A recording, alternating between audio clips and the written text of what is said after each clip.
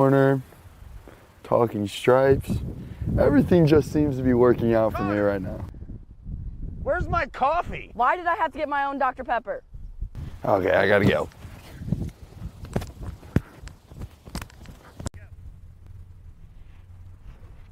Talking stripes. What happened? What happened to Pack the Pam? On the drive, Conroy scores after a stop at the defense. What happened to the right field Rowdies? What happened to the electrifying Edwards-Maurer Field? That is our tradition. That is our legacy. We are Wittenberg. It's time to reignite the flame. It's time. Tonight, 7 p.m., Whiteout. Wittenberg versus Wooster.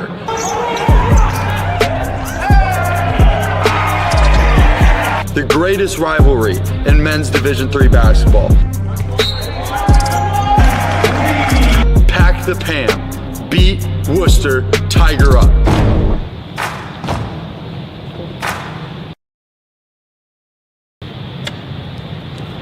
Hi, welcome back to Talking Stripes.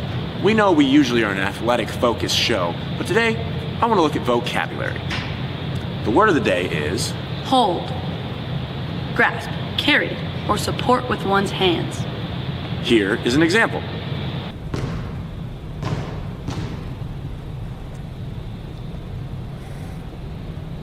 And here is not an example. Hooday! They are losers. You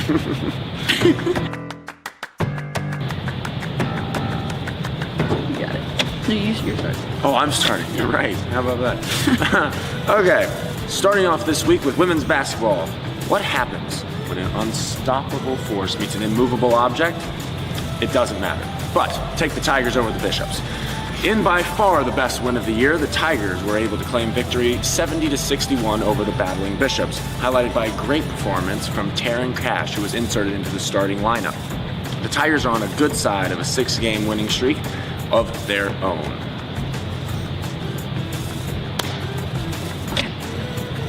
Men's lacrosse had many Tigers getting in on the action in their home opener. The Tigers scored 13 goals, 5 of which came from... Was it the freshman Ben Holland? That's the one! The one and only. Broadcaster. Holland also threw up 1 assist to the board. And now other important names to be heard are, of course, Noah Mackin, who had 2 goals and 2 assists. Cody Gold, who had 2 goals and 1 assist. The golden touch. That's right. And Connor Matthews also with 2 goals. The quarterback. Not quite. Now let's move on to the women. Becca Joseph's first career game as head coach for your Tigers should get the Tigers fans excited about the future of this program. The Colonels of Center won by a score of 19-11, but a fourth quarter flurry of scoring led by Jessica Flick's 5 goals brought the Tigers within striking distance. They are back in action this Saturday. You know, shout out to Katie Wads cheering on her team on that sideline like that. No, amazing. Absolutely. Now, men's basketball coming out with the clutch dub over the Swamps of Allegheny, winning 75-71. Levi Betcher with the double-double! Points and rebounds? Points and rebounds, 16 points and 12 rebounds. Big fundamental. Not far behind him were 3 other Tigers scoring in double digits, which includes Ridge Young. Great. Landon Martin. Grand. And Rashad Ali Shakur. Glorious. Woo! Great job. Now in an appetizer to the next 2 weeks here in Springfield, the Tigers hit the road for tune-up for the NCAC and Wittenberg Invitational. The Tigers were led by a great performance for Kadrin Turkovic, who got first in the 5,000 meter. The men's 4x4 team, the Fantastic Four, claimed second with a time of 3 minutes, 27 seconds, and 58 milliseconds, as well as the 4x2 team breaking the school record again. Ian McCandless took the top spot in the 800-meter dash, and Connor Kolka broke his own record in the 3,000 meter with a school record of a time of 8 minutes, 33 seconds, 90 milliseconds. The Tigers' men's 4th place overall finish in the All-Ohio Championships is the highest since 2007.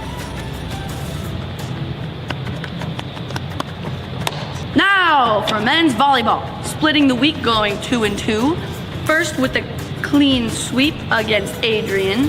Russ Burke shining in the spotlight with 13 kills and 8 digs, tallying 13 of the Tigers' points. And in an outstanding team performance and another clean sweep against Wabash, Dom, the Milky Way, Milky Ori, hitting down 11 kills and getting up 12 digs on the game.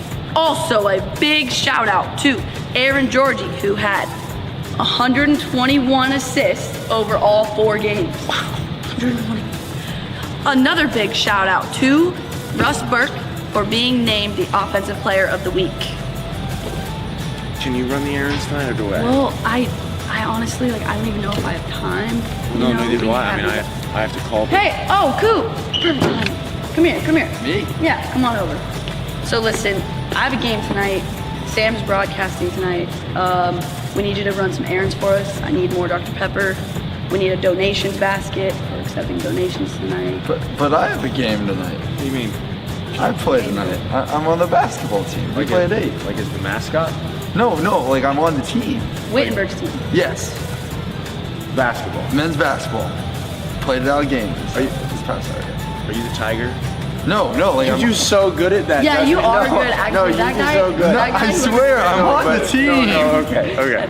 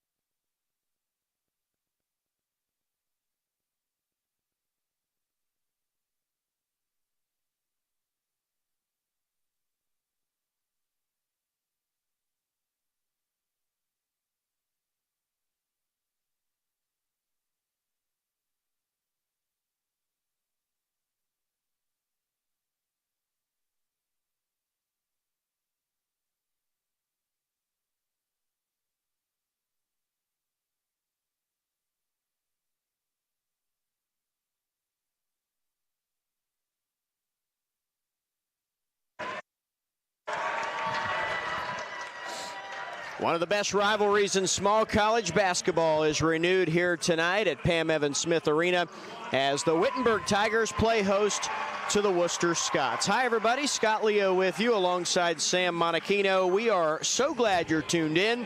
It is the regular season finale. For Wittenberg, it is senior night, and it is also Champions Night. So a lot going on here on campus and at Pam Evans Smith Arena. The Tigers and Scots do it up once more before the postseason. Sam, Wittenberg coming off of a win over Ohio Wesleyan here on Wednesday, and Landon Martin really stole the show. He went for 30 points in a Tiger victory. Well, and it seems so effortless for him, Scott. We talked really early on about Daniel Asher maybe having a career night with his mid-range game, and then all of a sudden you look up at the scoreboard and you realize Landon Martin is pushing 30. It was a remarkable game given the circumstances, and they're going to need a performance just like that tonight. They will, in fact, to beat a Wooster team that is 12-5 in conference play, 16-8 overall, coming off of a win over Denison, 67-56. Now, that Denison win for the Scots came on the heels of back-to-back losses. Wooster doesn't lose two in a row very often. They dropped a game at Allegheny, followed by a loss against Wabash, a Wabash team that has now sprung 17 straight wins on the conference and on the nation. All of a sudden, the Little Giants are 21-3, and they are the number one seed on Tuesday when the conference tournament gets underway. They'll be the team to beat, but never count out Wittenberg or Wooster, and these two teams are gearing up for tournament play as well. Tigers in the home whites, red numbers and letters and trim. Scots in the black jersey tops with the gold numbers and letters and trim. And we are ready for basketball. Harrison Goff will jump for the Tigers, and it'll be Turner Kurt for the Scots. The visitors from Wooster win the tip, and they'll have the game's first possession. It's Brandon Stiers, Jameer Billings, Najee Hardaway, Elijah Meredith, and Turner Kurt for the Scots. And the first points of the game come from Stiers, and the team from Northeast Ohio leads 3-0. Well, that was a great off-ball screen, very in-system play right there from the Scots. And you mentioned earlier they don't lose two in a row very often. That's the sign of a good program, Scott. Here's a whistle and a travel. The Tiger 5 starters are Landon Martin, Rashad Ali Shakir, Ridge Young with Harrison Goff. And the fifth starter for Wittenberg is Levi Betcher. So it's been a younger starting lineup for Matt Croce here as of late, but it's been the veterans playing at crunch time in the late stages of the second half. Here's a jumper that's good by Stiers. He's got the first 5 of the game. On senior night, Matt Croce goes with the senior lineup. Well, and that's so interesting because we talked about the other day, Scott, kind of finding a rhythm with your rotations as you go further into a season. And you got to wonder, like, how much do you want to balance senior night festivities with, you know, keeping that flow with those younger guards and, you know, kind of matching your minutes and balancing them. It's a very interesting decision that they had to make. Martin's pass gets stolen away by Meredith. And it's an early 5-point Wooster lead, and they have the basketball. They'll go inside for Meredith, and that gets rejected. The Tigers come up with a big defensive stop. Strong block right there from Levi Betcher. Even though he's got a very slim frame, a great defensive presence down in the paint. Here's Young going baseline. The floater won't go. Tried to score it over top of Kurt. Scott's on the run out. Feed to Meredith, an easy 2. So Wooster runs the floor, and it pays off. 7-0 Wooster. Great job right there, finding a hole in the Wittenberg defense. Wooster coming out very aggressively. In the first meeting between these two, Wittenberg led for almost the entire first half, and most of the game, as a matter of fact, as Landon Martin gets into the paint and scores. Well, that's what they're going to need from Landon. You know, 2 straight possessions. Landon had a turnover. Need him to perform to about as high of a level, if not higher than he did against Ohio Wesleyan. And so Wittenberg saw the Scots make a second half run and eventually win at 83-80. Another tight finish between these two. 3-ball doesn't go from Hardaway. That'll be key for Wittenberg, that one and done. Do not allow the Scots to get offensive rebounds. Well, we saw that a little bit in the last game, Scott, where there were stretches where it seemed like Ohio Wesleyan was kind of dominating the offensive boards. The Tigers, however, were able to kind of sustain that. Against a team like Wooster, I doubt that's going to be the same case. Here's Young to Martin. Martin's going to look to score. He will shoot it from just inside the arc, no good. Ball tipped by Hardaway, rebounded by the Scots. Stiers has it. And Matt Croce will now turn to his bench and signal for Josh Tolliver. So he's gone with that senior lineup for the first 3 minutes, but he wants the young energy from Josh Tolliver. I think that's a great call right there from Coach Croce. I think he realizes that this is a game where egos aren't important. Winning is. That's a tremendous defensive play there by Goff. Stayed straight up in the air, and Ali Shakir misses a three. It's going to go out of bounds. It'll belong to the Tigers. 21 to shoot. We're also going to see Bryce Hill check in for Wittenberg. So Martin and Ali Shakir to the bench. Turner Kurt will check out for the Scots. Nick Everett is in. Stiers has 5 of Worcester's first 7 in this game. Meredith has the other 2. These two young guards that just checked in. Bryce Hill is such an asset on the defensive end. And Tolliver has such a skill with the rebounding as a guard, which really helps with transition offense, being able to get out there and run the court. And I think you're just on the point, Scott, of, you know, these young guards throw a different look at this Wooster defense that's come out playing very effectively here to start the game. Elijah Meredith called for the push against Betcher, his first, team's first, and the game's first. Just under 16 and a half to go in the opening stanza. Young looking inside for Goff. We will see Daniel Asher now head to the scorer's table. Here's a Young three. He bangs it home. Bridge Young. And the Tigers cut it down to 2. They get that open look from outside. Wittenberg beat Ohio Wesleyan without relying on the 3 the other night, as this turnaround falls off the glass from Everett. That was a great answer right there from Wooster. But Ridge Young, you know, he's not known for his scoring, Scott, but he can really get to the basket at will. And for him to have that kind of third scoring option come in the form of Ridge Young is really, really something that the Tigers could utilize tonight. So here's Hill looking at that 3 ball, but gives it up instead. Betcher to Tolliver. He'll shoot it from right there, buries it. That's why you get Josh Tolliver in the game. He has been, you could argue, Wittenberg's most valuable player game 1 to game now. Oh, no, absolutely. And to have that coming from a freshman is just so exciting, not only for right now, but the future of this program. Great defense again by Levi Betcher down low. Tolliver has played about 19 minutes a game. He has started 14 of the 23 games, 24 games played this year, scored about 9 points. He has given tremendous defense on the perimeter, gives a ton of energy. Matt Croce really, really likes the potential over the next few years from Josh Tolliver. And after Wooster throws it away, Wittenberg has a chance to take the lead on this possession. Crazy considering it was a 7-0 start for the Scots, but it's an 8-2 run since then. Betcher for the triple is short and rebounded by McD. We've played 5 minutes in this one. They'll feed it in for Meredith against Betcher. Betcher has 1 block already. Meredith banging in there. Now the fall away, left it short. Good job by Levi Betcher to hold his ground. It's going to stay with Wooster here out of bounds. But Meredith has a lot of weight on Betcher, and it's pretty much all muscle.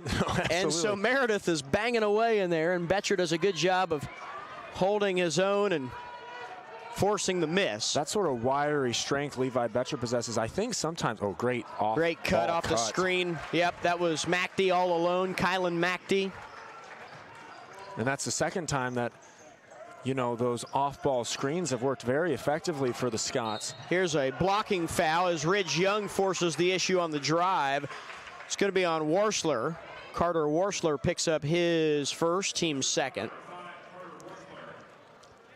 You really don't see Ridge Young coming out, you know, with a scorer's mentality, Scott. I mean, 3 shot attempts already in the first, you know, 5.5 minutes of play. He usually tries to get other people involved first. That first ball goes down for Ridge Young.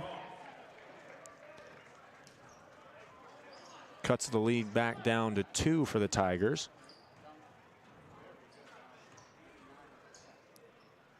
Puts that one in. Makes it a 1-point game now in favor of the Scots. They're going to dribble the ball back up.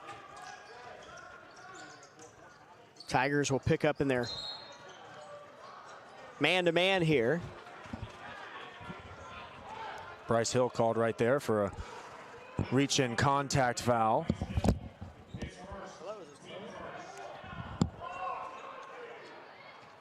The Scots are going to inbound it now on the baseline. Pass up to Elijah Meredith. Harrison Goff checked back in for the game. Back to the top of the key. Meredith for three off the back rim. Bounces back out though. Rebound for Carter Worsler. And that ball is blocked right there from Josh Tolliver. What a play right there from the young freshman guard. And as Scott mentioned earlier, very wily on the defensive end, which is something that you don't usually see from those younger players. Daniel Asher now in the low post, matched up against Nick Everett. Pass out, open three-pointer off the back of the rim, and that ball goes off, and that's going to be out on Wittenberg. Wooster's going to get the ball back, but it should be with just about 1 second left on the play clock because Wittenberg never actually gained possession of the ball. They're actually going to have the shot clock back at 20, Sam, and so Wooster catches a break there, and the Scots will, with 13:45 to go in the half, have a chance to set up their offense with a 1-point lead.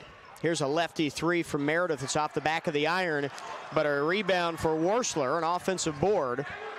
And so the Scots will get another opportunity. It's something we were talking about at the top of the broadcast, the need to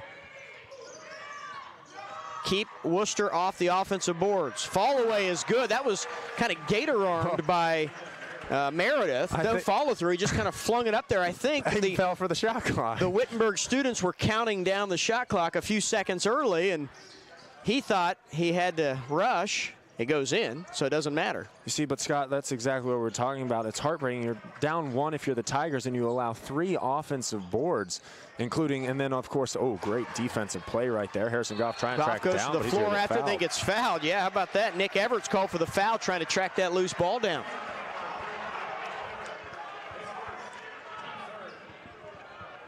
Well, that early fury, Sam, from Wooster, the Tigers negated it in the few minutes that followed to pretty much get even. And so now we should see the flow of this game start to find itself, and we'll see if the Tigers can do what they did on Wednesday, and that is get good looks to the basket without having to live and die on the three-point shot. Absolutely. The three-point shot, and the Tigers shot the three-point ball very effectively, I thought, Scott, and that was mainly because they didn't have to. You know what I mean? When teams know what you're doing offensively, it becomes a lot harder to get into your offensive scheme that you want, and that applies to really any sport. So the Tigers, and it started with Landon Martin being able to penetrate into the paint, that allowed that defensive coverage to not focus on that arc, and it gave more open looks for those three-point specialists. Wooster in their man-to-man. Betcher back to the bucket. And a nice feed across the lane. Catch is made by Harrison Goff, and it results in an easy lay-in. And so the Tigers are back within 2. Here's Betcher again trying to defend down in the post. On the drive, a little bump, and we're going to get a foul call. That was Worsler who forced the issue on the drive to the bucket. And a couple times we've seen the guards on each team charge into the lane and initiate the contact, but it's enough to draw the blocking foul because the defender wasn't set. So this time it's on Goff. It'll be his first. It'll be the team's second. That was a little bit of a late whistle, and what's tough about that is Harrison Goff just had a great offensive play, great hands down there, and then, you know, trying to make a good play, just getting his hands up far enough. Like you said, great job by that Wooster guard drawing the contact. Second throw, Worsler 1 out of 2, and the Scots lead by 3. We come upon 12 minutes to play in this opening half. Betcher setting the screen. Trey Killens in the game at a guard spot. It's Killens, Goff, Martin, Betcher, and Tolliver. The Tiger 5, and Landon Martin, who came into play tonight 13 points away from 1,000 for his career, knocks down the fall away. He would be the second 1,000-point scorer in this senior class. James Johnson the other, as the bucket is good by Turner Kurt, and Wooster quickly answers. How about that? I mean, what a class recruit, and what a class that's, you know, built a lot of the culture Wittenberg is embracing right now. Ooh. Stolen away right there. Martin had it stripped away by Worsler, and on the run out, the layup is good by J.J. Klein. Timeout Wittenberg as Wooster gets a couple of quick ones to get back up by 5 at 19-14. This is a Wittenberg senior class recognized tonight, Sam, that has won a couple of NCAC regular season crowns, tournament crowns, and 3 trips to the NCAA tournament during their time here. Last year there was no postseason to go to and a very shortened schedule. So for this senior class, a few of them, it's season number 5 because of the extra year of eligibility.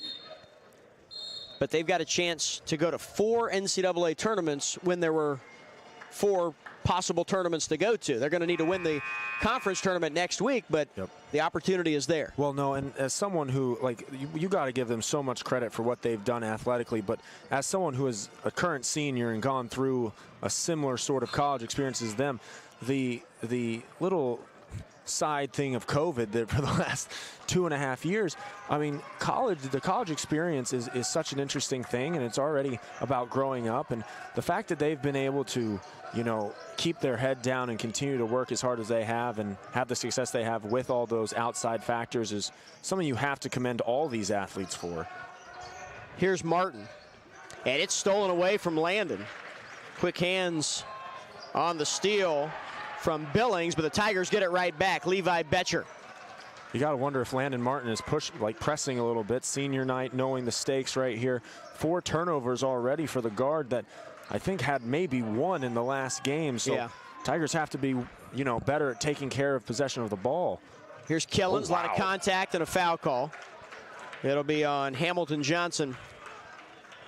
Think about the fact that you've got some of the young guys on this team like a Tolliver and a Killens who are playing a key role, but also getting a chance every single day to practice and learn from some veterans with quite the resume in a Tigers uniform. Here's Betcher on the fall-away 3, not the shot they wanted there. Rebound Johnson. 19-14 Wooster here in Springfield. Second regular season meeting between these teams. Worsler drives on Martin. There's a foul call. You said earlier, Scott, before that timeout call, you said Wittenberg was able to withhold that 7-0 start, and it's, you know, at the point of the game where it starts seesawing back and forth. Well, right now, it really feels like Wooster is able to get into their offensive sets a lot more effectively than the Tigers. I feel like the Tigers have been settling for a lot of, you know, unnecessary jump shots and not been trying to go to the rim, and they've been doing it early on in the shot clock. During the flow of these games, it's real easy to start getting a little lazy and settling for your shot selection. And we've seen Matt Croce this season more than a couple times call a timeout when he felt like that shot selection wasn't what it needed to be, or the ball movement wasn't what it needed to be. A lot of times the ball movement leads to the shot selection. Absolutely. And so Tigers have used 1 timeout already in this one. They trail by 5. We're halfway through the opening stanza here in Springfield. Daniel Asher will shoot the mid-range jumper. Missed it off the back of the iron. Tolliver came flying in, but couldn't finish the play on the opposite side of the rim. Ali Shakir trying to stop the ball handler Meredith, and the pass across the lane got knocked away. It was actually Billings trying to pass to Meredith. But what a great job by Josh Tolliver being able to, okay, you have a great athletic play there on the offensive end, getting that offense rebound, it doesn't go in, and then racing down the court and be able to stop that pass into the lane. He has a tremendous motor. I think he just picked up his 2nd foul, though. He did, Tolliver's 2nd.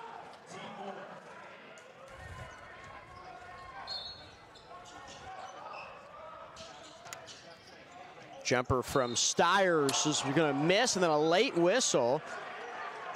Oh, an offensive foul. I think they said he kicked his leg out. Yeah, he kicked his leg out. Yep.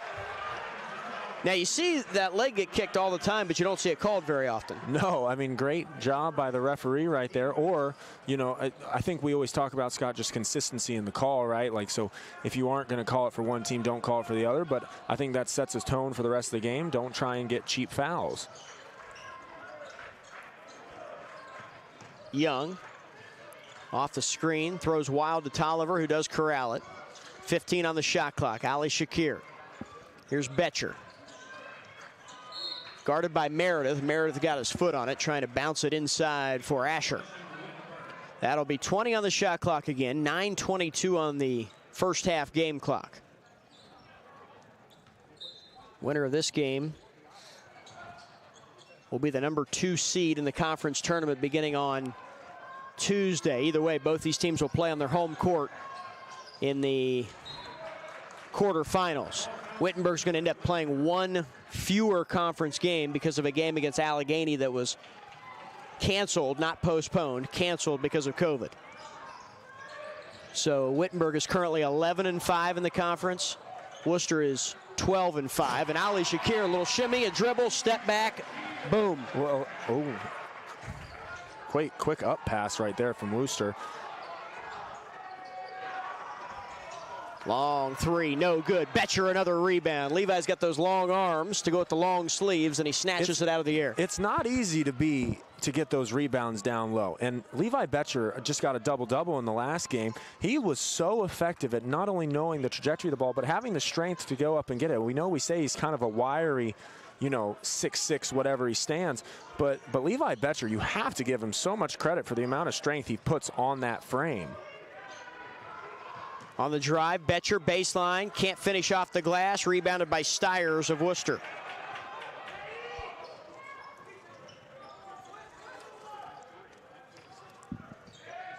Catch and shoot three, a long one, and it is good from Jameer Billings. Wooster will lead by 6. Yeah, no, very confident stroke right there from Billings.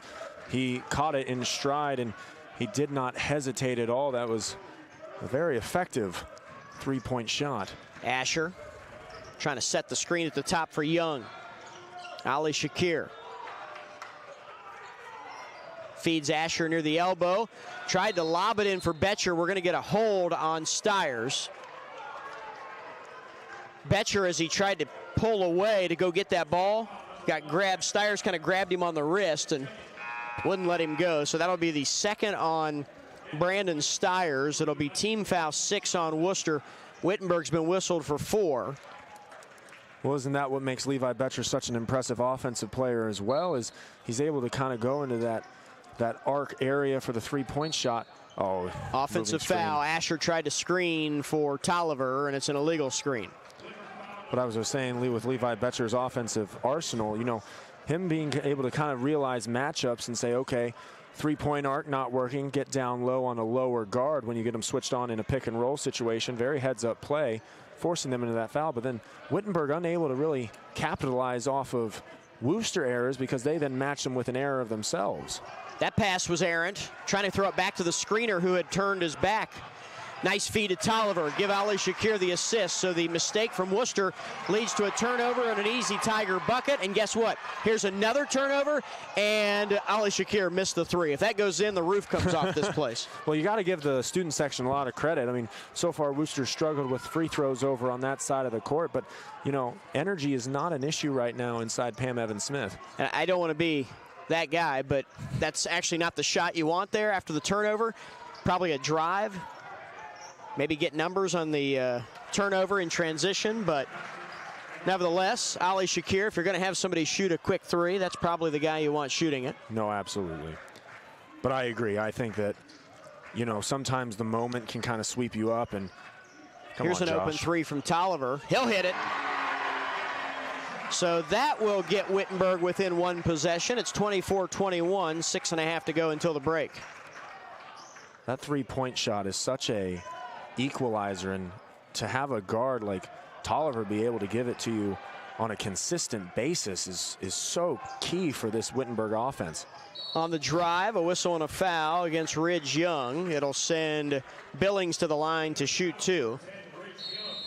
It's what makes Daniel Asher's game so unique, because in the age of the three-point shot and the era of having 5 guys on the floor that can all handle the ball and shoot the 3, Daniel Asher's best attributes are playing with his back to the basket and shooting the mid-range jumper. Yep. No, absolutely. It reminds you a lot of, if you want to go like NBA comps, right now DeMar DeRozan's in the MVP conversation, and all he shoots is mid-range jumpers. Like, there is a role for every type of game on the court. You just kind of have to find it where it fits in the new basketball game, right? Because it is all about amount of possessions you get. It is all about kind of that 7-second offense revolutionized by Steve Nash and Mike D'Antoni, and now it's just kind of been, you know, blown open with the three-point shot. But, you know, Scott, you've said it multiple times, and like, basketball is still a simple game. You know, it's whoever can defend the best, and usually whoever can kind of dominate flow of the game. And usually you do that through those, you know, back to the basket or easy mid-range shots, because those are the plays you forget. You know, we talked about that a lot in the last game against OWU. When you have a team as talented, when they're even, it's not the big plays, because the big plays are usually going to be even. It's those plays that everyone else forgets that makes the difference in the game. So we're at 6:15 to go in the first half. Timeout was called by Wooster, so each team has used one timeout. It's Wooster 24, Wittenberg 21. The North Coast Athletic Conference women's basketball bracket is now set. The DePaul Tigers are the regular season champs, and so they will be the #1 seed, and they'll play the 8th seed Wooster on Tuesday. Right here at the PAM, the Wittenberg women are the 4 seed. They'll host Denison.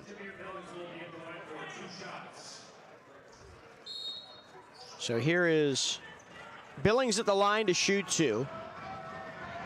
24-21, the Wooster lead, and Billings hits on the first.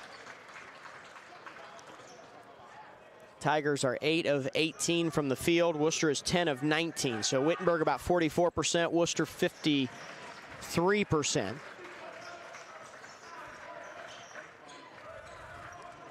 26-21 after the makes from Billings. Young gets the screen from Asher. A little hesitation, got to the free throw line and hits. Great shot. The right teardrop there. from Ridge Young. Beautiful shot right there from Ridge Young. Great little action he and Daniel Asher just had, trying to get the bigger man switched on him. Great defense by Asher at the other end. Bodying up against Nick Everett. Everett tries to screen for Billings. Here's Meredith falling back a bit, missed it off the handle of the cup, or did he? No, it hits every part of the rim and goes down. Not supposed to get those bounces on the road, especially on the court of your biggest rival. Well, no, I believe the term is friendly rim, so Mr. Meredith must be a really nice guy off the court to get a roll like that. Oh, boy. On the run out, after the turnover, Meredith missed the layup. Tiger students enjoy that. Tolliver to Betcher. Thought about the three. He is going to shoot it. No good, though, after it was overrun by Hardaway. 5 minutes left until the break. Wooster is led by 9 points from Elijah Meredith. Josh Tolliver leading Wittenberg with 8, and an offensive foul. We're going the other way. It's against Kylan McD. I actually feel bad for using our broadcaster jinx against Meredith right there. He had such a great shot previously, and then I think he was trying to dunk the ball. He started too close to the rim and then got caught, and then he gets caught for that tough moving screen violation. So it's interesting to see how one of Wooster's best players will respond to kind of this all of a sudden change and kind of momentum for himself.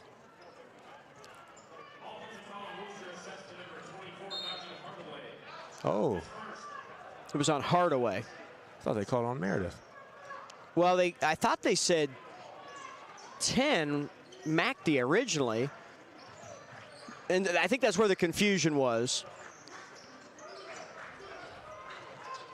So the foul is charged to Hardaway. It's his first. Team foul 7. Because it's an offensive foul, no free throws yet. Ridge Young will hit a 3, though, and the Tigers are within 2. The three-point shot right now is falling for the Tigers, but I don't know if you've noticed, Scott, the last 3 possessions. Landon Martin almost jumped it.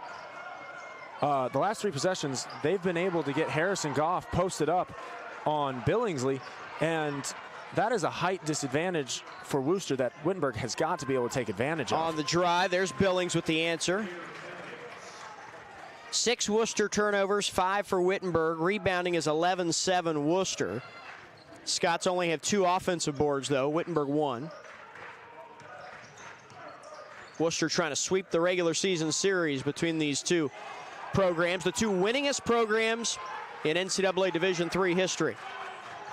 Wittenberg 1, Wooster 2 in all-time victories. On the drive, double team comes over with Goff to help, but a little head fake, and Hardaway scores. And we've got a technical foul. Oh, they've teed up Matt Croce.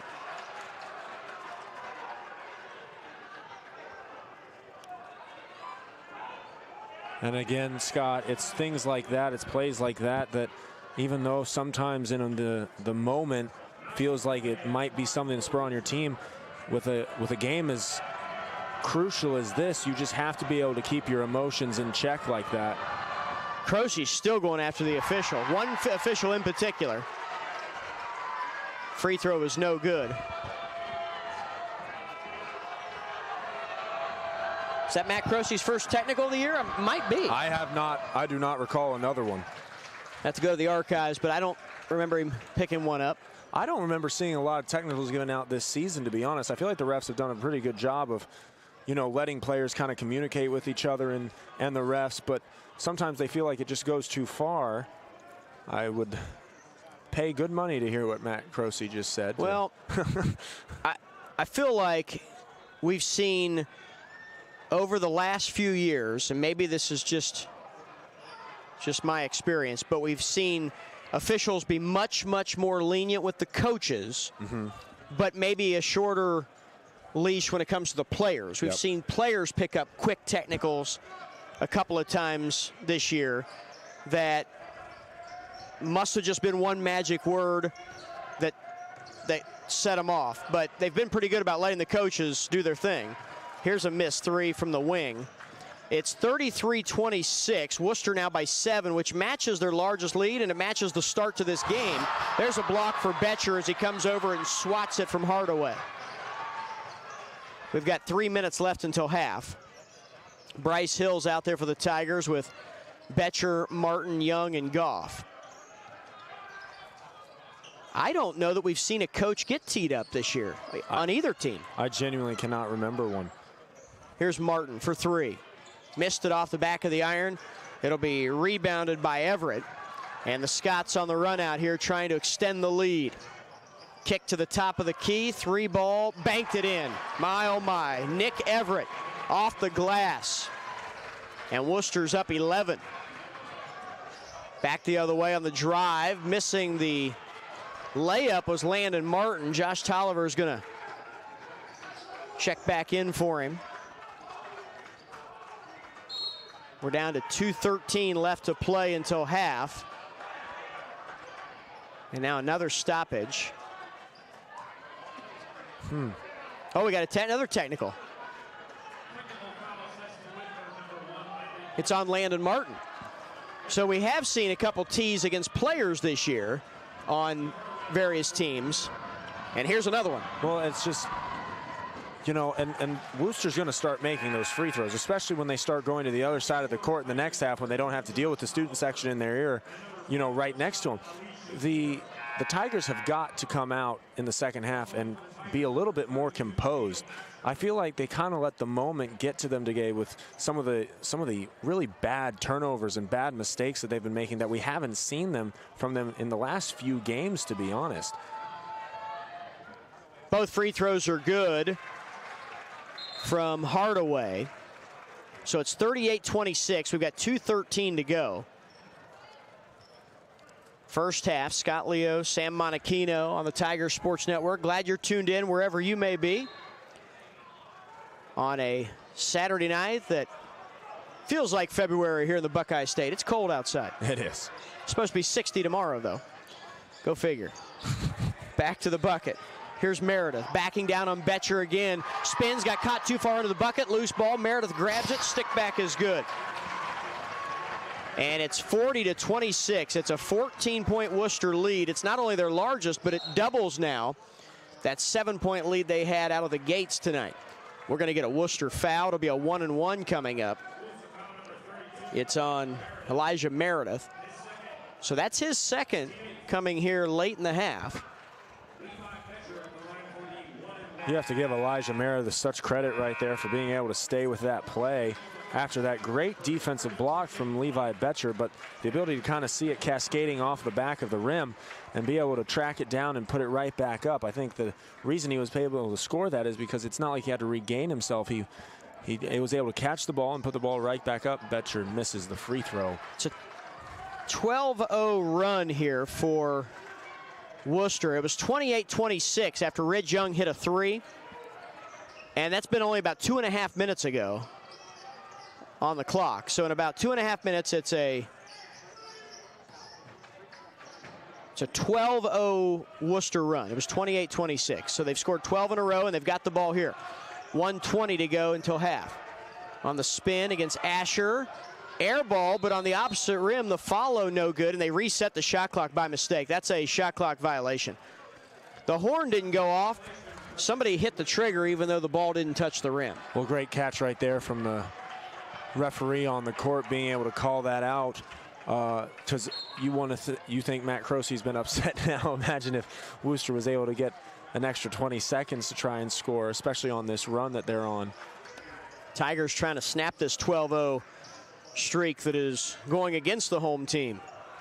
Tolliver out to Young, saves it from a backcourt violation. Ali Shakir back to Young. Young on the drive, we're gonna get a foul call. Turner Kirk had his hand in there. Pushing on the ball handler. This is what I'm talking about, Scott.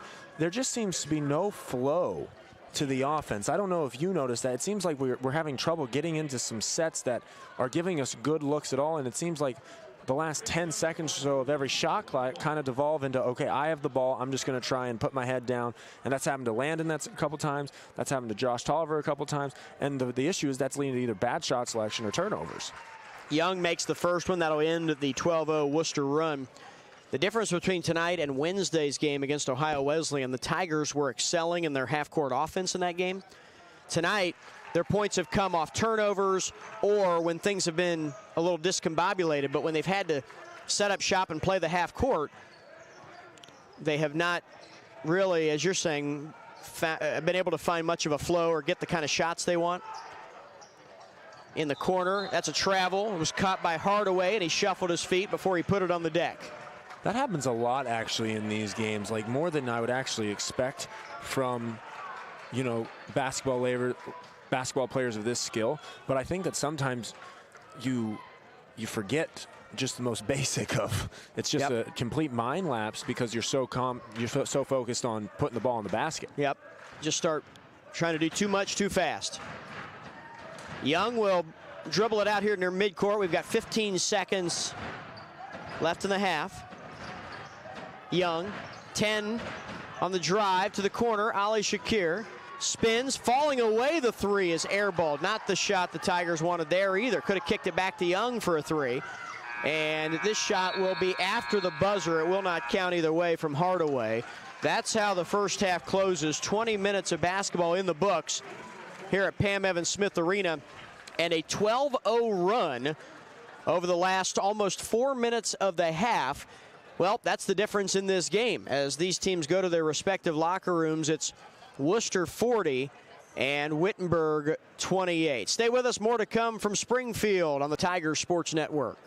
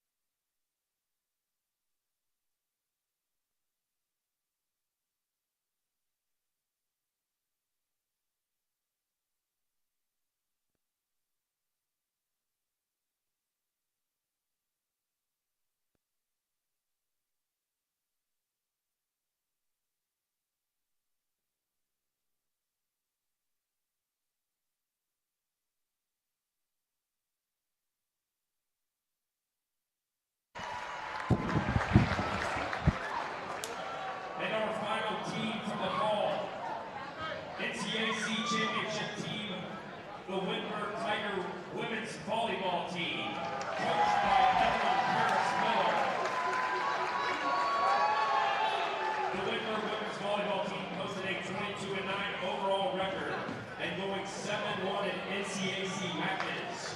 The Tigers claimed their 25th NCAC tournament title with a 3-0 sweep of the Scots from Wooster. The Hawks going off to play their 26th NCAA Division III tournament appearance. Let's give it up for these three teams of present champions.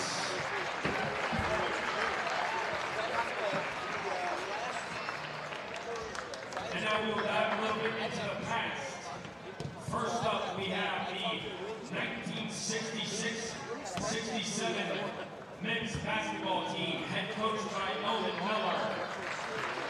They were the OAC regular season champions with an overall record of 17-7 and an OAC record of 12-1. Next up, we have the men's basketball team from 1971 and 72. Head coach Bobby Hamilton. They were the OAC regular season champions with an overall record of 17-10 and an OAC record of 10-2. And next up we have the 1976-77 men's basketball team coached by Larry Hunter.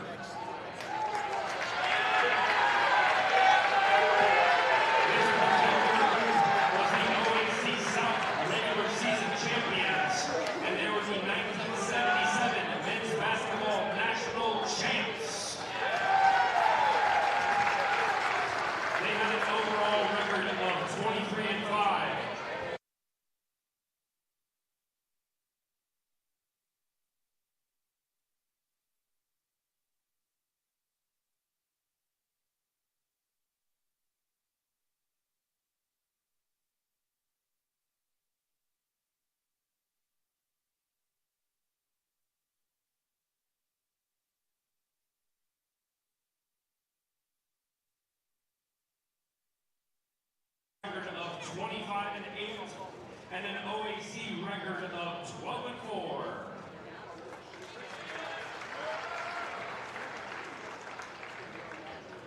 Next up, we have the 1991-92 men's basketball team, head coach Dan Hipsher.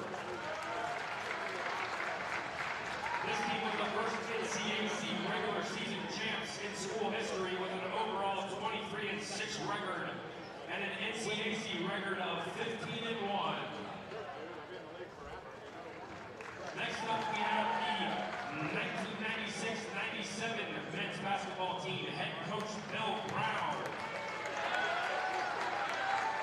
This team was the NCAC regular season champions with an overall record of 23-6 and an NCAC record of 14-2.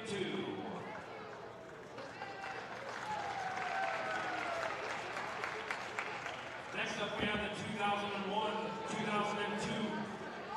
men's basketball team, head coach Bill Brown. This team was the NCAC regular season and tournament champions with an overall record of 26-4 and an NCAC record of 15-1. And finally, here tonight we have the 2011 and 2012 men's basketball team, head coach Bill Brown. This team was the NCAC regular season champions with an overall record of 24-7 and an NCAC record of 14-2.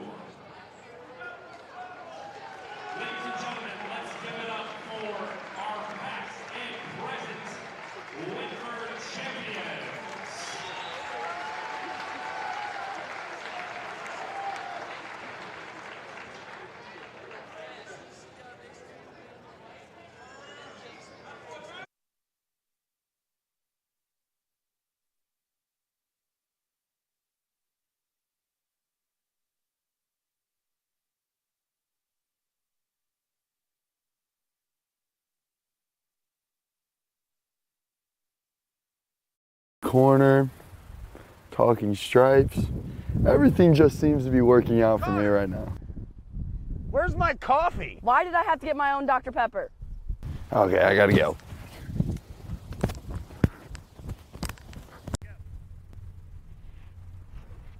Talking stripes. Talking stripes. Talking stripes. What happened? What happened to Pack the Pam? On the drive, Pomeroy scores after a stop at the defense. What happened to the right field Rowdies? What happened to the electrifying Edwards-Maurer Field? That is our tradition. That is our legacy. We are Wittenberg. It's time to reignite the flame. It's time. Tonight, 7 p.m., Whiteout. Wittenberg versus Wooster.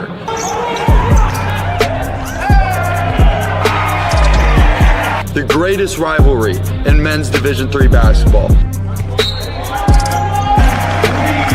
Pack the Pam. Beat Wooster. Tiger up.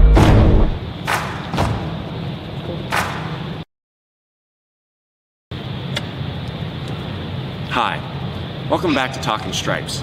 We know we usually are an athletic-focused show, but today I want to look at vocabulary.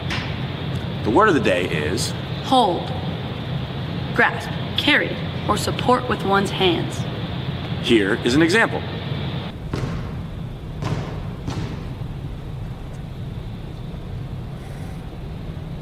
And here is not an example. Hooday! They are losers. You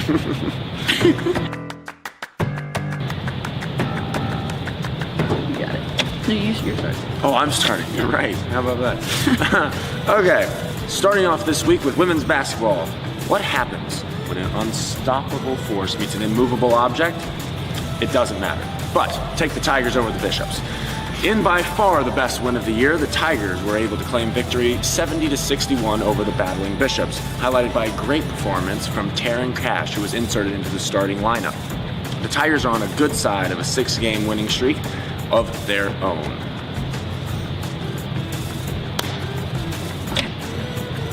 Men's lacrosse had many Tigers getting in on the action in their home opener. The Tigers scored 13 goals, 5 of which came from... Was it the freshman Ben Holland? That's the one! The one and only. Broadcaster. Holland also threw up 1 assist to the board. And now other important names to be heard are, of course, Noah Mackin, who had 2 goals and 2 assists. Cody Gold, who had 2 goals and 1 assist. The golden touch. That's right. And Connor Matthews also with 2 goals. The quarterback. Not quite. Now let's move on to the women. Becca Joseph's first career game as head coach for your Tigers should get the Tigers fans excited about the future of this program. The Colonels of Center won by a score of 19-11, but a fourth quarter flurry of scoring led by Jessica Flick's 5 goals brought the Tigers within striking distance. They are back in action this Saturday. You know, shout out to Katie Wads cheering on her team on that sideline like that. No, amazing. Absolutely. Now men's basketball coming out with the clutch dub over the Swamps of Allegheny, winning 75-71. Levi Betcher with the double-double! Points and rebounds? Points and rebounds, 16 points and 12 rebounds. Big fundamental. Not far behind him were 3 other Tigers scoring in double digits, which includes Ridge Young. Great. Landon Martin. Grand. And Rashad Ali Shakur. Glorious. Woo! Great job. Now in an appetizer to the next 2 weeks here in Springfield, the Tigers hit the road for a tune-up for the NCAC and Wittenberg Invitational. The Tigers were led by a great performance for Kadrin Turkovic, who got first in the 5,000 meter. The men's 4x4 team, the Fantastic Four, claimed second with a time of 3 minutes, 27 seconds, and 58 milliseconds, as well as the 4x2 team breaking the school record again.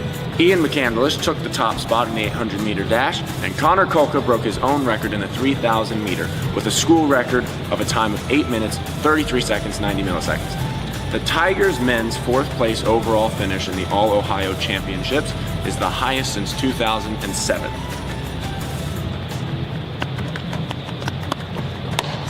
Now for men's volleyball, splitting the week going 2-2. First with a clean sweep against Adrian. Russ Burke shining in the spotlight with 13 kills and 8 digs, tallying 13 of the Tigers' points. And in an outstanding team performance and another clean sweep against Wabash, Dom, the Milky Way, Milky Ori, hitting down 11 kills and getting up 12 digs on the game. Also a big shout out to Aaron Georgie, who had 121 assists over all 4 games. Wow, 120. Another big shout out to Russ Burke for being named the Offensive Player of the Week. Can you run the errands tonight or do I? Well, I honestly, I don't even know if I have time. No, neither do I. I mean, I have to call. Hey, oh, Coop. Perfect time. Come here. Me? Yeah, come on over. So listen, I have a game tonight. Sam's broadcasting tonight. We need you to run some errands for us. I need more Dr. Pepper. We need a donations basket for accepting donations tonight. But I have a game tonight. What do you mean? I play tonight. I'm on the basketball team. We play at 8. Like as the mascot? No, I'm on the team. Wittenberg's team. Yes. Basketball. Men's basketball. Played at Allegheny this past Saturday. Are you the Tiger?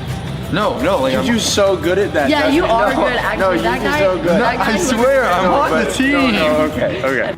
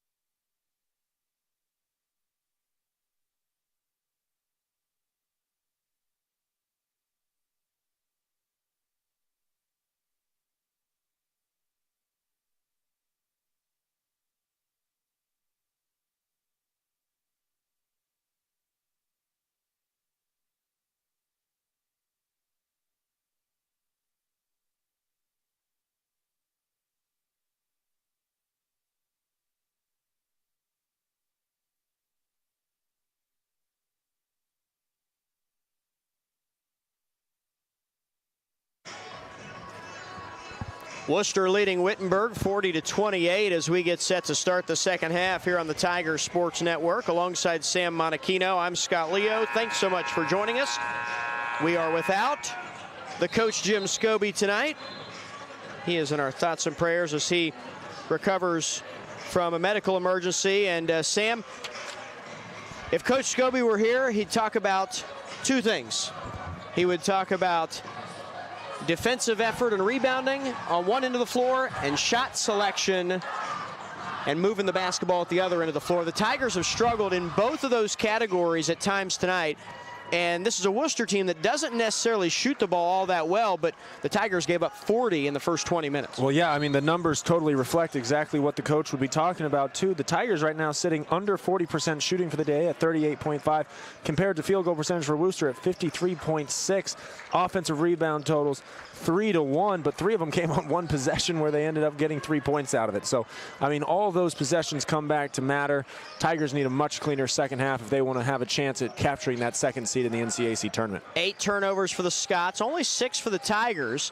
Martin down the block tries to force it up and he missed. Wooster is shooting 54% for the game while Wittenberg is only at 38%. Scots are 4 of 9 from 3. Tigers are 4 of 12. Wooster 6 of 10 from the free throw line. Wittenberg 4 of 5. Only 3 offensive boards for Wooster, 1 for Wittenberg, and here's an offensive foul. Turner Kurt, I should say, trying to get Levi Betcher out of the way. Might have hooked him. And so that'll be his second. It'll be the team's first of the half. I've been so impressed with Levi Betcher today defensively, and this, really translates from the last game where, you really see him kind of using himself more in that low post area. Harrison Goff trying to make a good move. To the corner. Here's Young. Young goes baseline, the spin, and he hit it. That's a tough shot. Ridge Young makes it look easy hanging in the air. Well, no, absolutely. As we've mentioned a lot of times, Scott, Ridge Young is one of the most well-rounded players Coach Croce has on this roster. And the fact that, you know, tonight he's come out in more of a scorer's mentality, we might need that more if they want to get back into this game. It's an unusual scoring breakdown right now for Wittenberg because Ridge Young is the team's leading scorer. He's got 14 points. Josh Tolliver 8, Landon Martin 4, 2 Ali Shakir, 2 Goff. That's it. Those are the only Tigers that have scored in this game. Elijah Meredith leads Wooster with 11. Jameer Billings has 7. Here's Betcher backing his man down, and he'll be fouled on the way up. And so 2 free throws coming for Levi Betcher. If it's against Meredith, it's his 3rd. It is. And that's enough for Doug Klein to call Wooster timeout. So Meredith becomes the first player on either team with 3 fouls. And so a pretty good start here for the Tigers. And if you noticed, Sam, the Wittenberg possessions to start the half, the ball has found its way into the lane, either on a Martin drive, a Ridge Young drive, or that time Betcher in the middle. Well, which is fantastic, too, because you just mentioned 3 different players handling the ball. You can't focus in on one player. And all 3 are different kind of, you know, ways of going about it. Ridge Young trying to use speed, Landon Martin trying to use kind of ball handling, shiftiness to get in the lane, and Levi Betcher just using sheer strength to back down that Wooster player. And that's huge because that puts Elijah Meredith into officially foul trouble with 3 fouls only 2 minutes into this second half, and they're going to keep him out there. That's kind of a... Well, actually, Hamilton Johnson's at the scorer's table, so I think he's in for Meredith after the first free throw. Can't sub him until after the first throw. And sure enough, here comes Hamilton Johnson, and out goes Meredith. The free throw by Betcher makes it a Wooster lead of 9. And so Levi, the senior from just up the road in Champaign County, makes the second one. So Wittenberg has scored the first 4 points of the half. It's a 6-0 run dating back to the end of the first half. If you remember, Worcester's largest lead came at 40-26. Tigers come out in that all-senior lineup again as they started with the first half, Scott. It's kind of an interesting move. Against Goff, the back down from Turner Kurt, and a 3-second call. You wonder if the Tiger coaches planted that seed from the first half about the 3-second call. Yeah. Sometimes you see it from the bench, you let the officials know, and then it pays off later, and Turner Kirk got caught in the lane just a little too long. 17:47 to go in the game now. Here's Martin. Big possession here for Wittenberg to try and get within 6 or maybe even 5. Ali Shakir off the dribble, got it. Rashad Ali Shakir is a 3-point shooter, but also can create his own shot off the dribble, that time the mid-range. Well, we've seen 2 Ali Shakir shots today that have been very difficult buckets that have made it look really easy. That ball's off the leg of Turner Kurt, and all of a sudden the Tigers here start the half with 6 straight points, and they have possession. So this is exactly what the doctor ordered for Matt Croce's team. Well, you want to talk about a change in kind of numbers. 12 turnovers for Wooster, 6 compared to Wittenberg. The Tigers can use that to their advantage, especially with this run they're on right now. Ali Shakir fell down, ball loose. He gets it back and keeps his dribble going. Goff to Martin. See if Landon goes against Hardaway. He does. Baseline, little spin, fall away. No, he left it short. Rebounded by Goff. Or I should say by Billings of Wooster. The other way, Billings feeds across the lane, bucket and a foul. That was an easy one for Kurt. That's the second time today that you've really seen Billings be able to use his quickness and his ball handling ability to kind of collapse the defense. The last time he was able to draw a foul on Ridge Young just by forcing contact. That time, great dish off. His ability to stop and go there is very impressive. Free throw good. 3-point play for Turner Kurt. It is a 9-point Wooster lead. 16:49 left in the game as Young crosses the midcourt stripe. Guarded by Billings. On the drive, Young blocking foul. Got into the paint, fouled by Johnson. And for Hamilton Johnson, that'll be his second. Team foul 3 on the Scots. I think Rich Young was a little surprised there that they called it on the floor. Good job kind of splitting the defense right there with the screen, though. Ali Shakir into Betcher. The double team comes, and then Betcher has it taken away by Kurt. Young got a piece of it, out of bounds. It'll be Wooster ball. Great quick hands right there from Ridge Young. Sometimes kind of just disrupting the flow of an offense is just as valuable as a turnover. From the baseline, Billings into Kurt.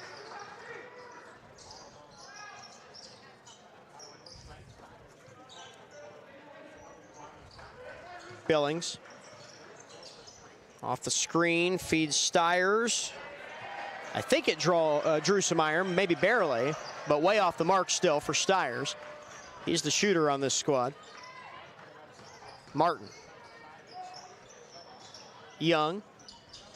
And now Goff, shot clock at 15. Ali Shakir. Tigers doing a little bit better job here of finding the open man in the second half. Martin creates a little space, falling away, it's short. Landon Martin loves that fall away, and when he's on, he makes those, but he hasn't made them tonight as he came in 13 points away from 1,000 for his career. Landon has only 4 in this game, but Wooster with an unforced turnover. Well, no, and that's tough right now because we came into the game saying one of the keys was Landon Martin being able to build on the success of that last game against Ohio Wesleyan. He's come out just as aggressive. It's just unable to find the same rhythm that he had in that last game. Lobs it over the top, does Asher. He was looking for Betcher. Worcester ball, they lead by 9. And this can be kind of upsetting just because you get it within 6, and then even when they kind of balloon the lead to 9 after that and one opportunity, you know, you've had a few possessions that it's just kind of been wasted. On the drive, right to the bucket, easy 2 for Billings.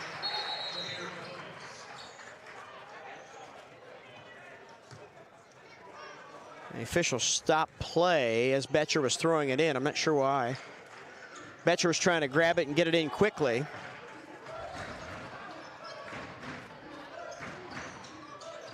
Billings now with 9 points. He is kind of becoming more of an offensive threat as this game goes along. Bryce Hill's in the game. Haven't talked much about him tonight. It's been a quiet night. Tolliver for 3, and he'll hit it. Josh Tolliver's had a quiet night by his standards, but to tell you how good that young man is, he does have 11 points on a quiet night. No, exactly. I mean, especially, I mean, that just shows how much, you know, you expect out of a player of his caliber, even at his age. Feed it into Asher. All kinds of banging down there. Great job by Asher defensively, and a late whistle and a foul. And Nick Everett was just hammering away at Asher trying to get positioning prior to catching the ball down low. Well, and I think that's what Daniel Asher was talking to that one referee on the baseline about. He's like, you were standing right next to me, and if you didn't call anything, I don't think that guy had the best angle of it. So Everett hits the first one. Worcester by 9.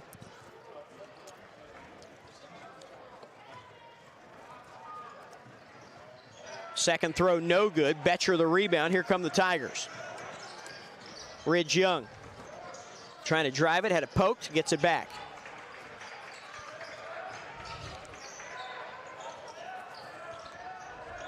Asher.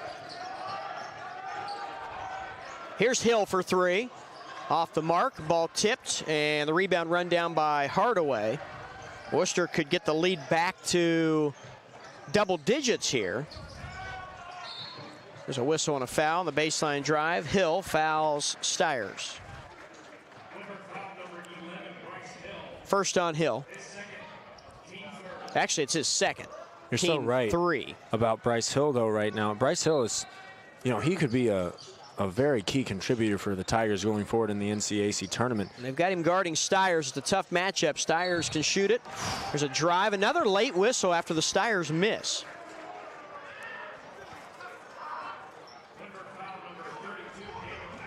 It's on Asher.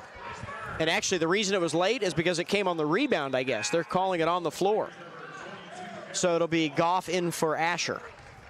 See, the issue is Harrison Goff and Daniel Asher have very similar defensive games. I actually think Harrison's played a fantastic defensive game so far. It's just the offensive skill for Harrison is not as developed as Daniel Asher's. So that's what you're sacrificing by getting Asher in foul trouble. On the drive, the miss coming from Johnson. It's out of bounds. It'll stay with Wooster.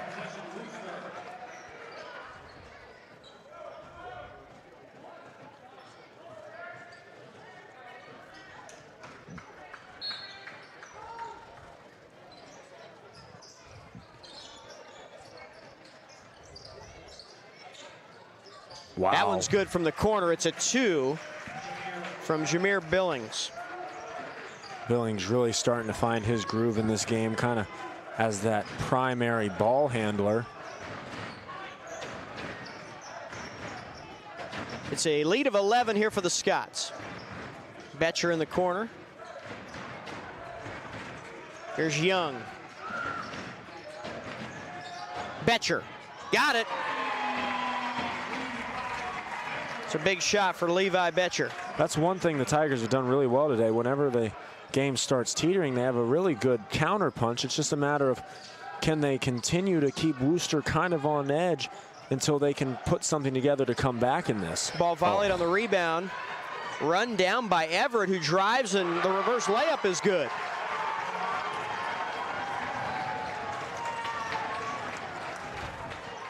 Wooster by 10.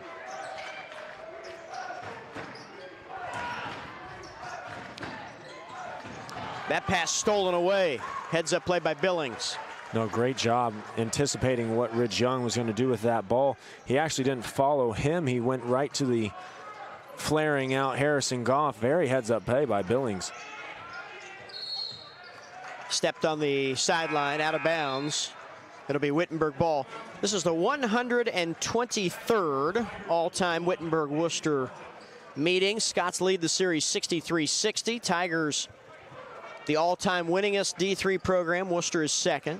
Scots have the title of most wins at the small college level in the 2000s. Two storied programs, and the games never seem to disappoint. Worcester won the first meeting between these clubs back in a 3-point decision. It was an 83-80 Worcester win back on January 15th as the Scots get a stop on defense. Under 12 minutes remaining to decide this one. What a physical play right there from the Scots. Levi Betcher thought he had a good handle on it, but they came over and must have gotten all ball because they were able to hit that ball out very effectively. Great nice steal. Defense by Hill. Gets his hand up and denies the pass intended for Everett. To the corner. Tolliver all alone. He airballed it, but there's Betcher to clean it up. Josh Tolliver was wide open, but there was a defender sprinting at him, and it looked like Tolliver actually looked at the defender instead of the basket. No, that's exactly what it looked like there. And it was weird because it looked like he never actually got a handle on the ball. But, I mean, at that point, I mean, it turned out okay, so you can't be that upset with it. One of those situations where we say it in football, he heard footsteps. Yep. And Tolliver took his eyes off the rim to look to see where the defender was and then airballed the shot. But Betcher cleans it up. Wooster calls a timeout. And it is 40. It's a 50-42. Wooster by 8 with 11:15 remaining. Wittenberg has 5 timeouts left. Scots have 3 remaining here as Doug Klein wants to draw something up. Wooster has had a very unusual year in the sense that they have lost consecutive games 3 different times. Lost to Muskingum in a non-conference game on New Year's Eve day. Lost to Ohio Wesleyan a week later to begin the new year. Dropped back-to-back games against Hiram and Wabash in late January, and then lost to Allegheny and Wabash here in February before the 11-point win over Denison on Wednesday night. Now, the Tigers have had an unusual season as well. Remember, Wittenberg started the year 0-3. Yes. Losing both games in the Great Lakes Invitational, lost a non-league game to Hanover. They lost back-to-back games at the end of December against Albion and Mount St. Joe's. Lost 2 in a row against Worcester and Denison in January, and since then have played much, much better. In fact, the Tigers have won 8 of their last 10. to get to 11-5 in conference play. They need a win tonight to be the number 2 seed in the conference tournament, which begins on Tuesday on campus sites. Martin with a steal on a pass fed into Meredith. And now Young had it deflected, but that's going to be a foul. I think it's Billings with the reach. It is. Jameer Billings.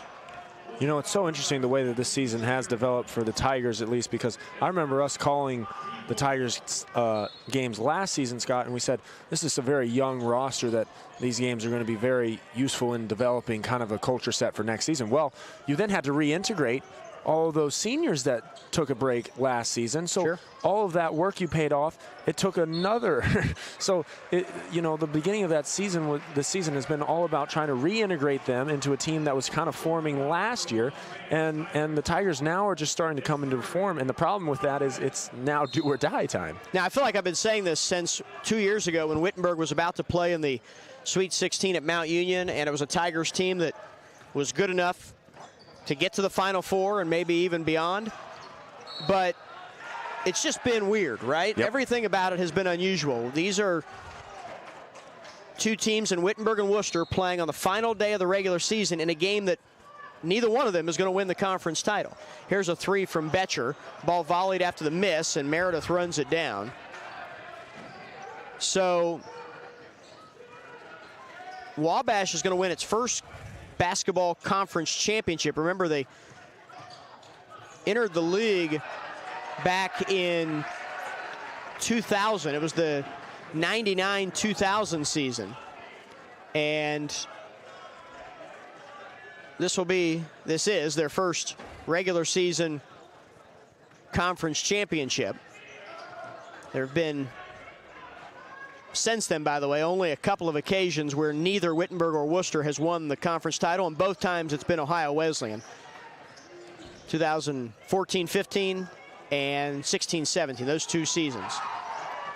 Well, Martin lost it, and they're going to get a tie-up. He ties it up with Billings. The arrow favors Wooster. Wooster shared it with Ohio Wesleyan in the 2015-16 season.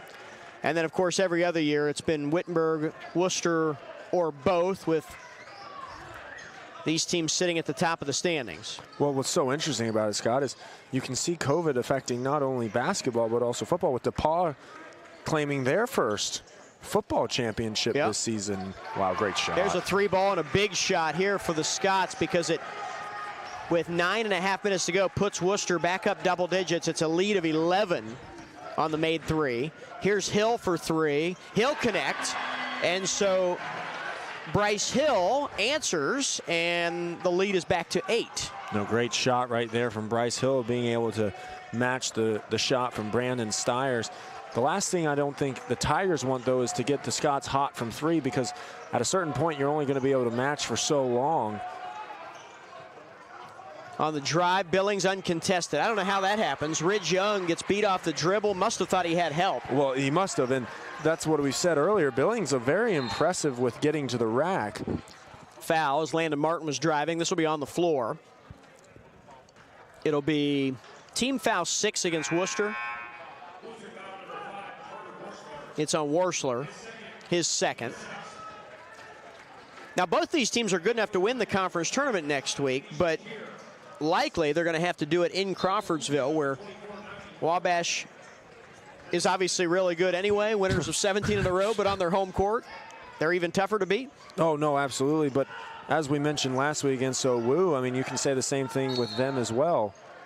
It's all about, like, can you show up on the right day and Wabash be off? You know what I'm saying? Well, like, they can really shoot it, and so you need to be able to contest. And, yeah, you're right. Maybe you need a night where they're not making as many of those shots. But both of these teams, what is interesting about Wittenberg and Wooster this year, both these teams have shown flashes of being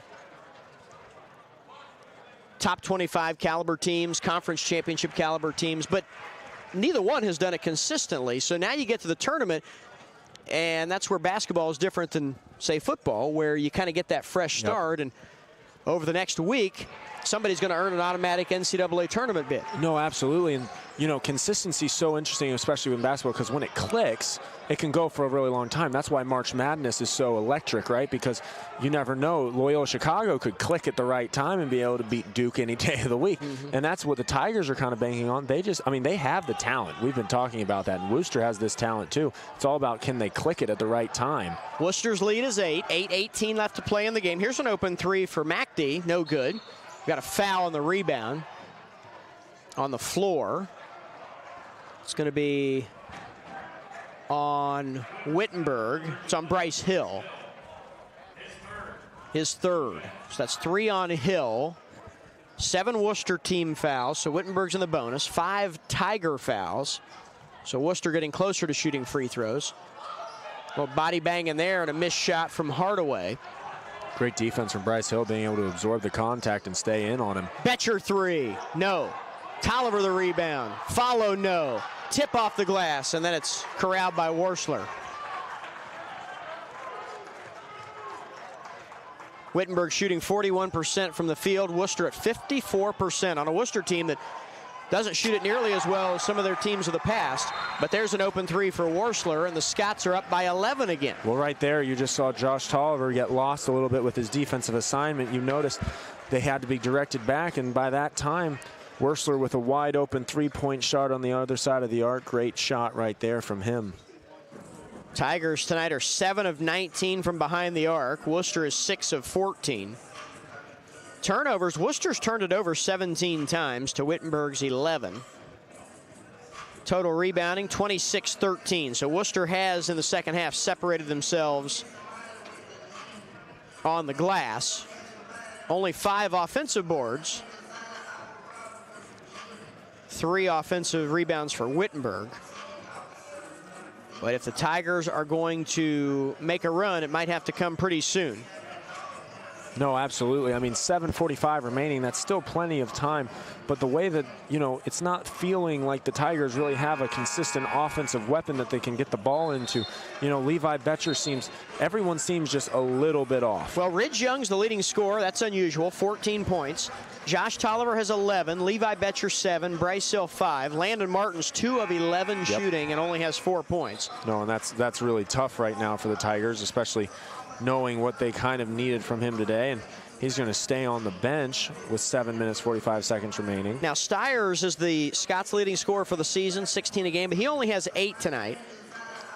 Billings is their top scorer tonight, 13 for Billings, 11 for Meredith.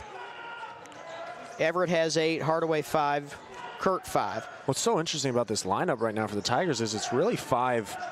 There's really not like one pure big man, great tall. Hill missed the layup, but we're going to get a foul.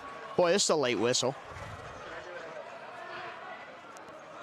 Because do you really consider Levi Betcher a classic big? You know what I mean? Especially going up against, did it go against Elijah Mitchell? It's on Meredith. It's his 4th. And it was a late whistle, too. The shot had already come off the rim, and we saw that at the other end earlier, a late whistle. This time it goes against the Scots. If you're just joining us, Matt Croce, Tigers head coach, was teed up in the first half. So was senior guard Landon Martin. Both coaches have been their usual animated selves on the sidelines. No, Coach Klein gets into people. You can really tell how passionate he still is in this game. And but you can tell how much this game means to these two programs. Yep. Hill made 1 out of 2. Back to a 10-point game. Tigers now go 2-2-1 full court press. Sometimes they're trying to really turn up the pressure with this, and sometimes they're just wanting to show a little bit in the backcourt to force extra passes. And this time, Wittenberg kind of got caught in between. I don't think they knew whether or not they wanted to really bring some pressure, and it leads to a Wooster layup. 12-point lead again. So Wooster has led by as many as 14, and they've got a chance to get it back to 14 on the steal. Miscommunication from the Tigers, and Billings puts it home. 62-48 Wooster with 6:51 to go. Timeout Wittenberg. So now Matt Croce and his coaching staff have got their work cut out for them. The Tigers are going to need to make a run because Wooster gets a couple of easy ones. First against the 2-2-1 press, then on the miscommunication when Betcher just flipped it right to the Wooster player, thinking it was his teammate going to come back to the ball. Well, no, and it's so interesting. We were just talking about with 7:45 remaining, how a 10-point deficit seems like, okay, now it's your time. 6:50 down 14, especially with the way the momentum's kind of going. This is, you know, code red moment for Coach Croce and his staff to get a play going, right? The Tigers have struggled a lot this season coming out of timeouts. You know, at times like this, you need a set play that you know is going to get you points, but a lot of times it's gone with like turnovers. I don't know why. I've noticed that though, and it's not only with the men's game, it's with the women's game. And, you know, that's something that has to be fixed, especially going into the NCAC tournament. If Worcester wins, they would be the 2 seed.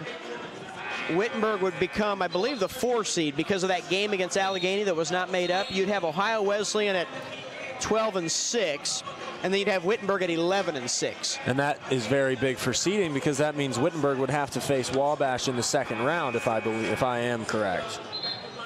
And so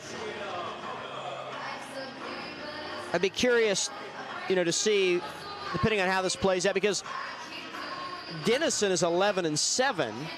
So Wittenberg would be a half game ahead of Denison, but a half game behind Ohio Wesleyan. And all is because the Tigers only played Allegheny once. The second one was not made up. After Allegheny bust all the way here from Meadville, they were at the team hotel and found out the game wouldn't be played because of COVID protocol. I wouldn't want to make the trip again either, to be honest with you, Scott. Ali Shakir missed on the jumper.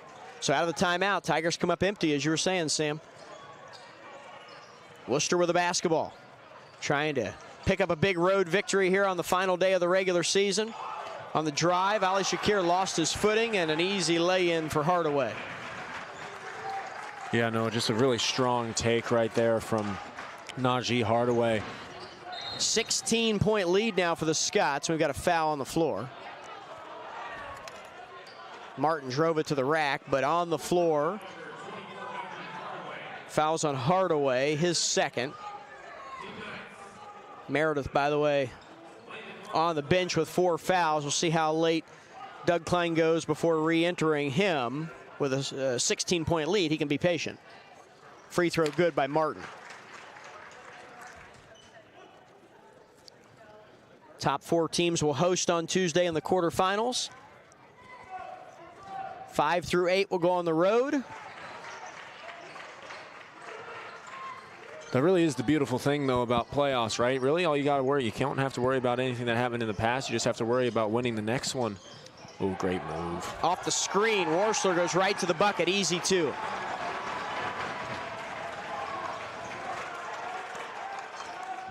Oberlin and Kenyon finished 9th and 10th. Their seasons are done.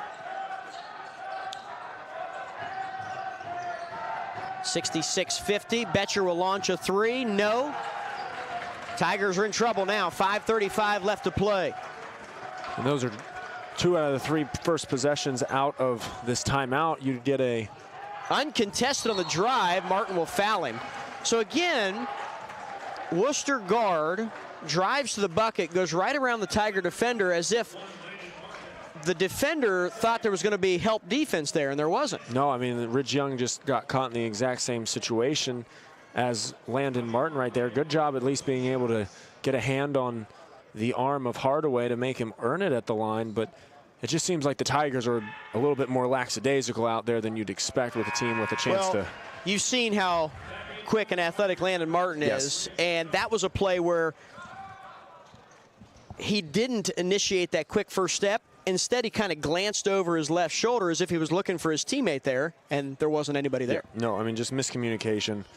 Yeah, you can't really have that against a team like Wooster. You can't have that Missed the free throw, offensive rebound.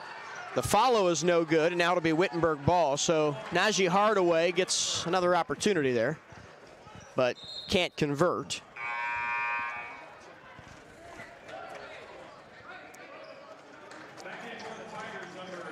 How interesting, though, that one Allegheny game not being played is going to be in the standings. Because there's a big difference right now between the 2 and 3 and the 1 and 4 matchup if Wittenberg is able to get that 4 and win in that 4 spot against more than likely Denison. And I think Allegheny only ended up playing, what, 15 conference games? So they had 3 games that were not made up. One against DePaul, one against Wittenberg, and one against Wabash. Here's a 3 ball that's going to be no good off the front of the rim from Stiers, but it's run down by Worsler. Going baseline. Stiers lost it in the air. I think that was a shot attempt, but it's grabbed by Kurt. 68-50. Wooster the big lead here on the road. So that would put Wooster at 13-5 in conference play, make them the 2 seed, and they would play Allegheny in the quarterfinals. Ali Shakir hits the long 3. 68-53. And you get a Wittenberg-Denison matchup 4 versus 5, if I'm not mistaken, in the quarters as well. Feed across the lane for Hardaway. Instead of going right to the basket, Hardaway turned his back and started to back down in. It doesn't matter because he'll get an assist on a feed to Kurt. And now timeout called because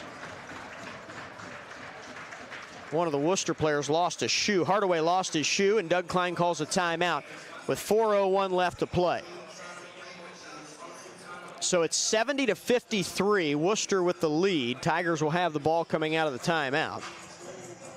So it should be Wabash hosting Hiram, 1 verse 8.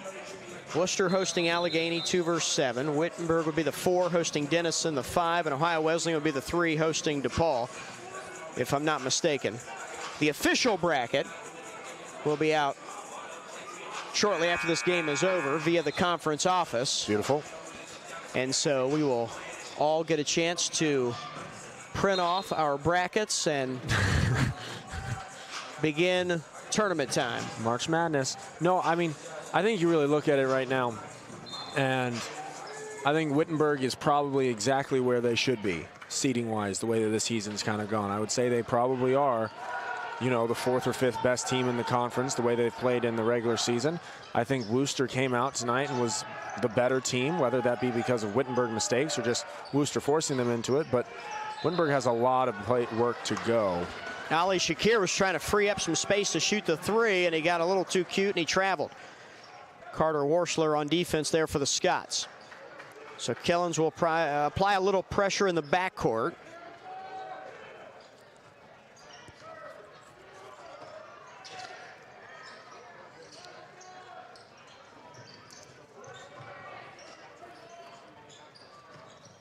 .325 to play. This game played out very differently than the first meeting between these teams, where Wittenberg controlled things early, led basically the entire first half, and Wooster was able to make a little run, get the lead, tight game then down the stretch. Scots actually had to overcome a 9-point halftime deficit to win that game. But there are several reasons it was different, because in that game, Ridge Young went for 27 points. Bryce Hill drives and gets fouled. It's going to be on Hardaway. But the Scots got 25 from Meredith. They got 15 from Billings and 14 from Stiers. They had 3 double-figure scores, and then Turner Kurt went for 10 off the bench. But Wittenberg just tonight hasn't been able to get into much of a groove offensively, so maybe give the Scots and Coach Doug Klein credit for that. Wooster has held Wittenberg tonight to 37% shooting, which they shot 48%, the Tigers did in the first meeting. No, I mean, the defense has been fantastic from the Scots today, and you don't know if that's more Wittenberg not being able to really, I mean, as we mentioned earlier, they've had a lot of lackadaisical type passes that have led to turnovers and stuff like that, and that kind of gets you out of your rhythm. But you got to give the defense credit, and I mean, Wooster's going to be a hard out for anybody. Ali Shakir with the steal.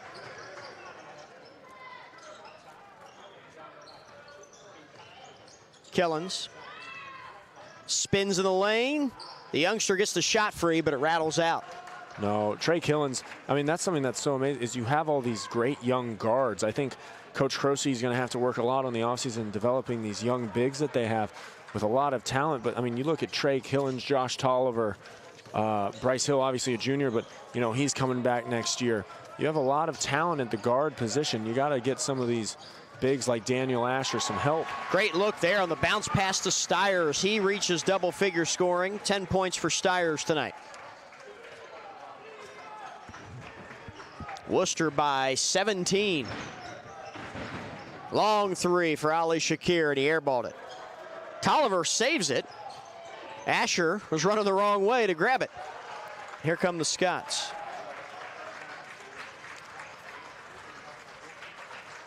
.138 left to play.